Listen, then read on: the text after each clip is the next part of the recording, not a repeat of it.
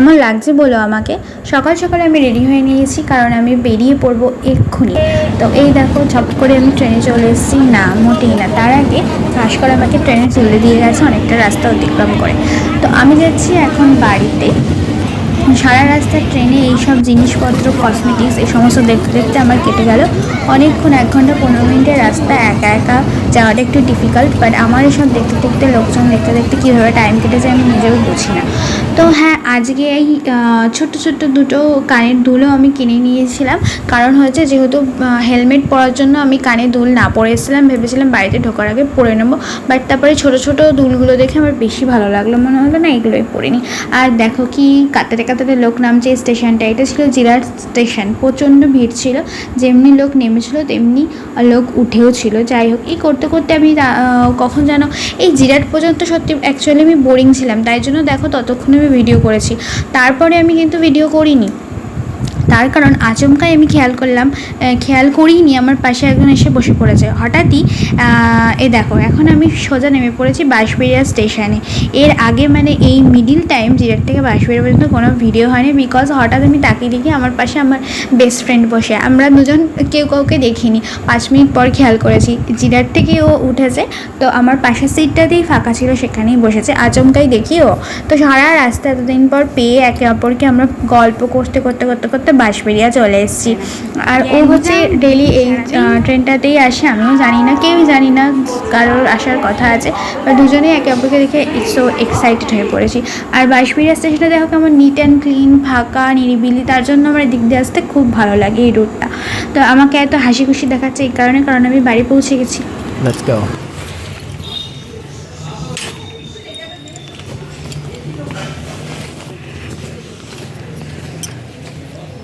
কই সব চুপচাপ কেন এত?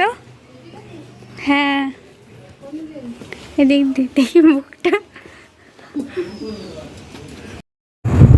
তো বাড়িতে ঢুকেই, আসলে ঘরটার ভেতর ঢুকেই দেখি ঘরটা এত সুন্দর ক্লিন করে রেখেছে মা, তাই একটু ভিডিওতে নিয়ে নিলাম। তো দেখো, ধপধপে একটা সাদা চাদর পেতে পরিষ্কার করে রেখেছে। আর সবসময় আজকে একটা বিশেষ দিন বা আমি আসবো, লোকজন আসবে বলে তা না, মা কিন্তু সবসময় ঘর এরকম টিপটাপ করে রাখে, হয়তো শুধু চাদরটাই আলাদা পেতেছে, বাট আদার্স সব থাকে। এই দেখো, এই ছবিগুলো, শোকেসে যা জিনিস আছে না, সবই মোটামুটি আমার ছোটোবেলাকার। তো বাড়িতে এসে একটু কিছু হালকা টিফিন করে নিয়ে তারপরে হচ্ছে সবাই চমকে দেয়, কী হল হট করে বকবক করতে শুরু করে দিল কেন।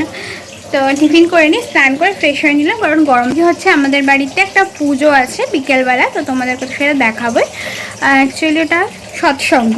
তো আর তার জন্য মা ওইদিকে ঠাকুরের দিকের গোছানোগুলো করছে, রান্না সবই করে নিয়েছে, কিছু করার নেই, জাস্ট একটু এখন রান্নায় একটু লাস্টে একটা ফিনিশিং একটু দিয়ে দিচ্ছি, বাকি সব কাজ কমপ্লিটই হয়ে গেছে। তার জন্য আগে স্নানটা আমি করে নিলাম।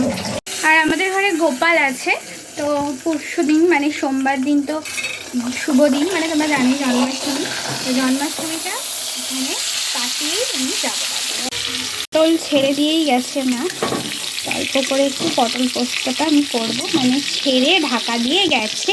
এদিকে মশলা, দেখো শিলে বাটা মশলা বেটে দিয়ে গেছে, জাস্ট একটু নামানো।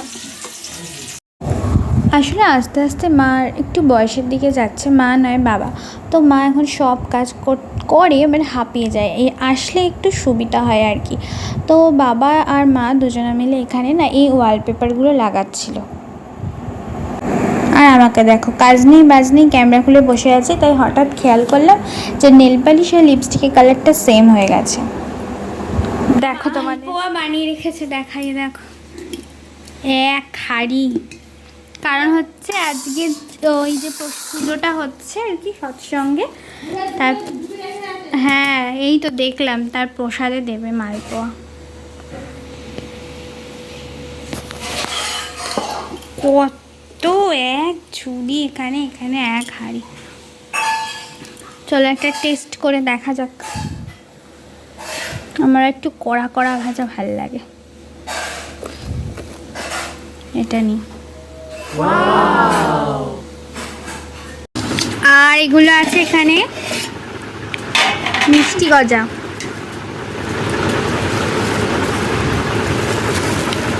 এগুলো সব প্রসাদে দেওয়া হবে, মানে যারা আসবে তাদেরকে দেওয়া হবে। এখানে ঠাকুর বসানো হবে, বসানোর আসনটা আর কি সাজিয়েছে, দেখো কি সুন্দর এটা ক্রুশের কাজ করা। আমি তো দুপুরবেলায় লাঞ্চ করে নিয়ে ঘুমিয়েছি, যত দেখি সকালবেলা তাড়াতাড়ি উঠেছি, মাকে বললাম আমি ঘুম পেতে হবে, তুমি একটু দেরি 4টার আগে হবে না। এখন এত জোরে বৃষ্টিটা আছে, বৃষ্টিটা দেখে কিন্তু মার মনটা একটু খারাপই হয়ে গেছিলো, কারণ অনেক দিন শখ করে মা আজকে সৎসঙ্গর আয়োজনটা করেছে। তো ঠিক বিকেলবেলাই বৃষ্টিটা এসছে সবার আসার টাইমে, তো বৃষ্টি হলে তো সবাই আসতে পারবে না, তো এটাই মার দুঃখ, মনটা খারাপ হয়ে গেছিলো। দেখো কি সুন্দরভাবে সব গুছিয়ে রেখেছে, কার্পেট পেতে চাদর পেতে সারা বারান্দা বসার জায়গা রেডি করে ফেলেছে এবং ঠাকুর সাজানো হয়ে গেছে। আর আমি এদিকে ঘুমাচ্ছিলাম, ঠাকুরের প্রসাদ তোসাদ সমস্ত কিছু জল দিয়ে ফুলমালা দিয়ে সাজানো হয়ে গেছে। অনুকূলচন্দ্র ঠাকুরের দীক্ষিত মা আর বাবা, তো সেই জন্য আজকে তার সৎসঙ্গ, তোমরা অনেকেই হয়তো জানো। তো আসছিল লোকজন, 1-2 করে আসা শুরু করেছিল এবং নির্দিষ্ট টাইম আছে, সেই টাইমেই শুরু করতে হয়। তো কয়েকজন ওনারা আসার পরই তো শুরু করে দিয়েছিল মানে কীর্তনটা, কারণ হচ্ছে এই নির্দিষ্ট টাইমেই এটা স্টার্ট করতে হয়। এদিকে বৃষ্টির মতো হয়েও যাচ্ছে, আর কি করা যাবে। তো ঝমঝম করে একটু রেডি হয়ে নিলাম, কারণ টাইম হয়ে এসছে। আর দেখো আমি শাড়ি পরেছি, কারণ আজকে যেহেতু পুজো পাঠের ব্যাপার আছে, তো মা বলে দিয়েছিল যে শাড়ি পরবি, শাড়ি নিয়ে আসবি, সেজন্য একটা শাড়ি নিয়ে এসেছি। তো শাড়িটা পরলাম, আর জীবনে তো কোনো দিন পিন আপ করে পরি না, সবসময় ছেড়েই পরি, বাট দেখো আজকে পিন আপ করে পরেছি আর মনে হচ্ছে যেন ভালোই লাগছে। লোকজন আস্তে আস্তে আসছে, বৃষ্টিটাও ধরেছে, আমরা সবাই রেডি, মা রেডি, বাবা রেডি, তোমাদেরকে দেখো।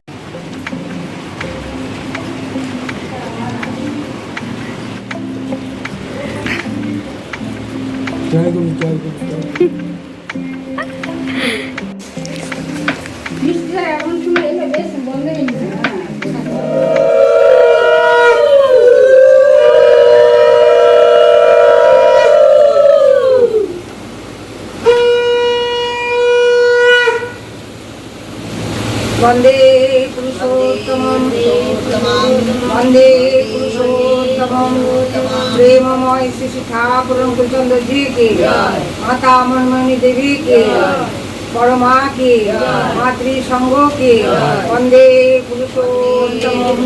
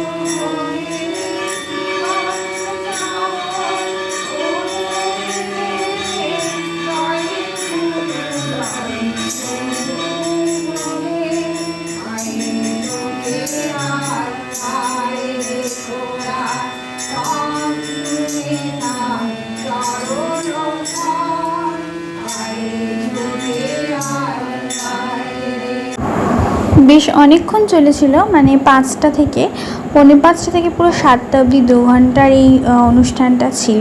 এটা শেষের দিকেই হয়ে এসছে। এখানে মা সবাইকে সিঁদুর আর চন্দনের টিপ পরাচ্ছে এবং তানারাও উল্টে পড়াচ্ছেন। তো এই কীর্তন গান ভালোই লাগলো।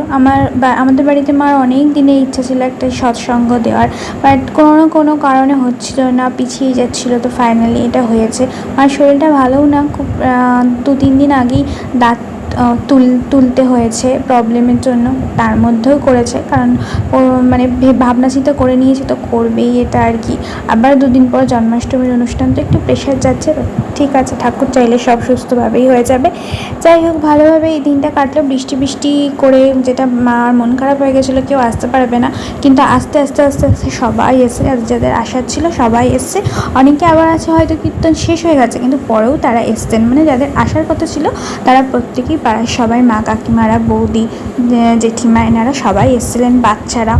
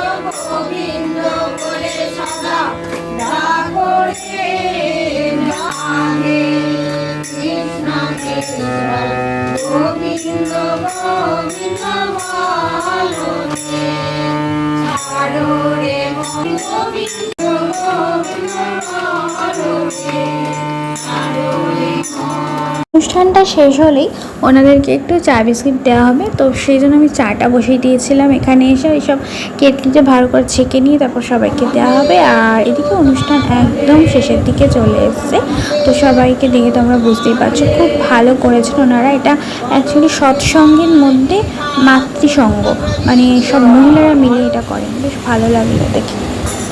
সব সামান্য কিছু প্রসাদের আয়োজন করা হয়েছে, তো প্রসাদ খেয়ে ওনারা সবাই চলে যাবে। তো তোমরা সবাই জানিও আজকের এই অনুষ্ঠানটা তোমাদের কেমন লাগলো। আমার খুব ভালো লাগলো, আমার দিনটাও আজকে খুব ভালো গেল। সব থেকে বড় কথা, মা আর বাবা খুব খুশি।